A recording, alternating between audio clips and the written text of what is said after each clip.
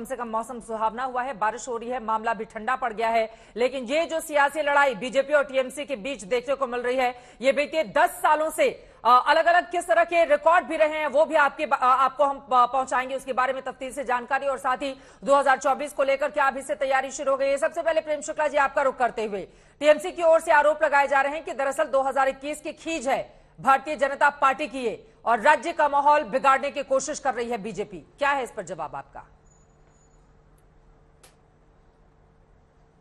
राज्य का सबसे बड़ा माहौल तो भ्रष्टाचारी बिगाड़ते हैं।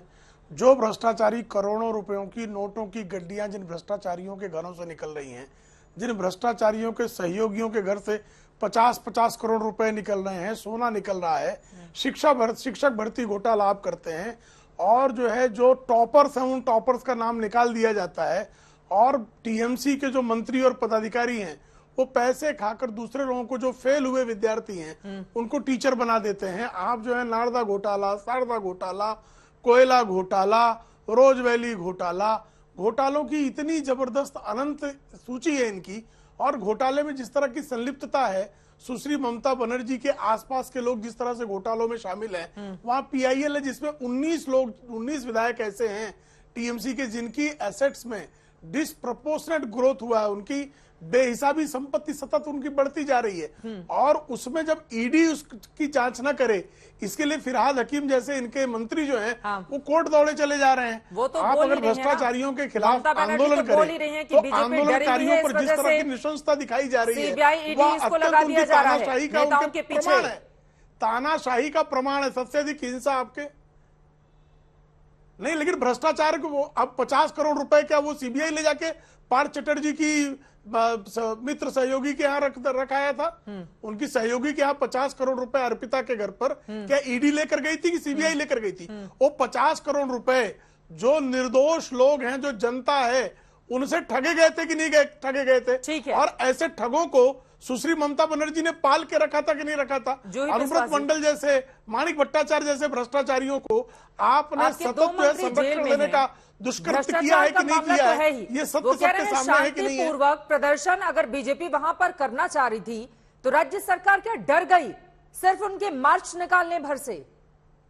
चित्रा जी, मैं पहले आपको कहना चाहूंगी कि आज ये जो बीजेपी का जो शो है, ये पूरा फ्लॉप शो रहा है। नवान्य जो होते हैं, ये जो सचिवालय है, ये 144 धारा हमेशा से इसमें जारी होते हैं।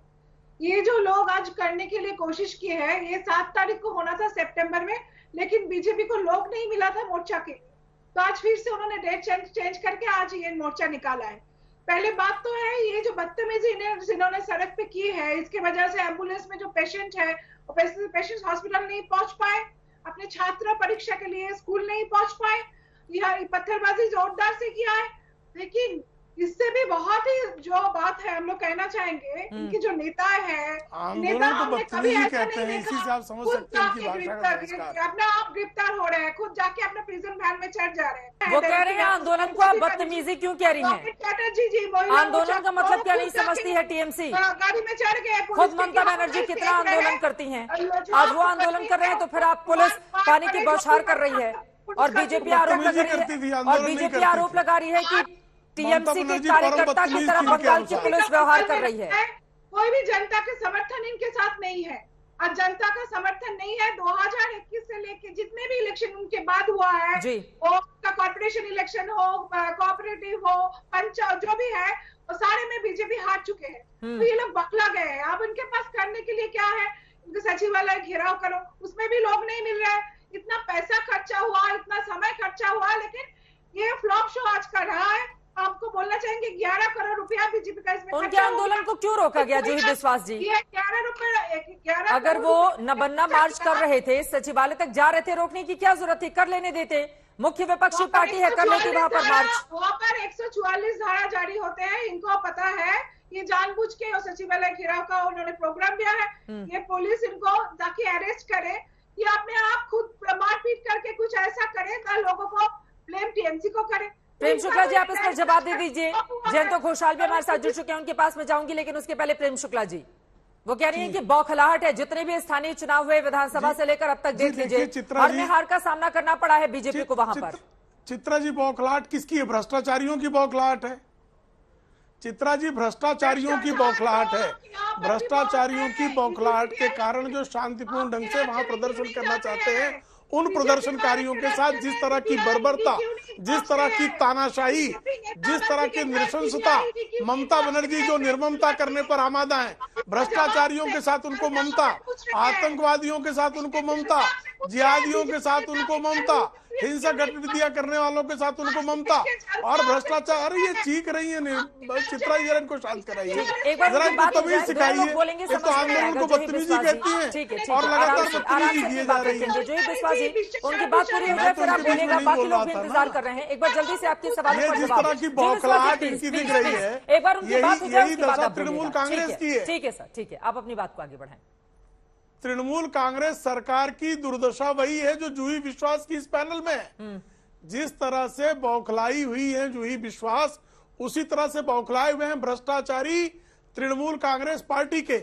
उन भ्रष्टाचारियों को, आतंकवादियों का समर्थन करने वालों को, जिहादियों को, हिंसक तत्वों के साथ तो ममता बनर्जी की ममता है, लेकिन कोई भ्रष्टाचार का विरोध कर दे तो निर्ममता हो जाती है, कोई शांतिपूर्ण प्रदर्शन कर दे तो उसके साथ निर्ममता की जाती है। तो ये जो तानाशाही है सुश्री ममता बनर्जी की, वो बंगाल की जनता देख रही है कि भद्र लोग को किस तरह से भ्रष्ट लोग बनाने पर आमादा है सुश्री ममता बनर्जी।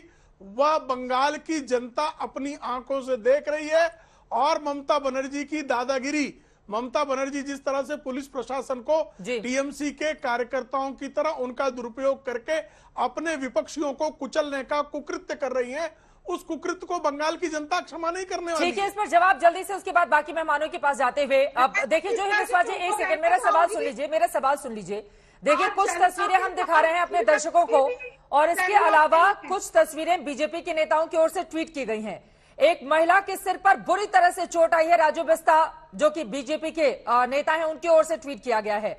सिर से लगातार खून बह रहा है, और इस तरह की न जाने कितनी तस्वीरें हैं। बीजेपी के युवा मोर्चा के कार्यकर्ताओं को दौड़ा दौड़ा कर मारा गया है। क्या यह तरीका होगा किसी भी आंदोलन को रोकने का? मैं चित्रा जी आपसे कहना चाहूंगी, ये कोई भी आंदोलन इन्होंने नहीं किया है। जो इन्होंने किया है सिर्फ पुलिस वैन में जाके आग लगाया है और पत्थरबाजी इन्होंने की है। आंदोलन कैसे होता है ये तो ममता बनर्जी से इनको सीखना चाहिए। इनके जो नेता है खुद जाके गिरफ्तार हो जाते हैं, इनके जो विरोधी नेता है खुद जाके प्रिजन वैन में चढ़ गए, और इनके जो दो नेता है वो लोगों को तो मिला नहीं है। लोगों से जितने भी कर्मी हैं वो लोग रास्ते में पड़े थे, 2-4 लोग मार खाए हैं और कुछ भी हुआ है, लेकिन हमारे पुलिस प्रशासन के ऊपर से कोई भी किसी के ऊपर हाथ नहीं उठाया गया है। सिर्फ आप देखें कि हम लोगों ने सिर्फ टीयर गैस और वो जो वाटर कैनन होता है उसी को सिर्फ इस्तेमाल किया है। तो ये जो है ये ड्रामा इनका काफी देर चला है, लेकिन ये ड्रामा भी खत्म हो गया है।